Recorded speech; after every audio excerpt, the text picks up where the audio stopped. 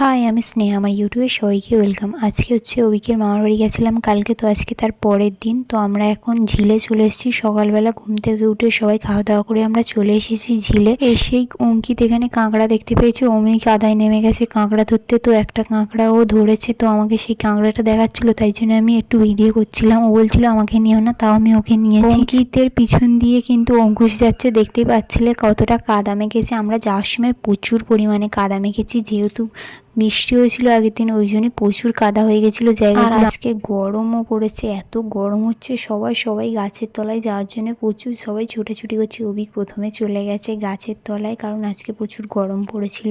তো সবাই ওখানে গিয়ে, ওদের ওখানে যেহেতু নেটওয়ার্ক পাওয়া যায় না, তাই ঝিলে এসে তবু একটু ফোনের নেটওয়ার্ক পাওয়া যাচ্ছিল।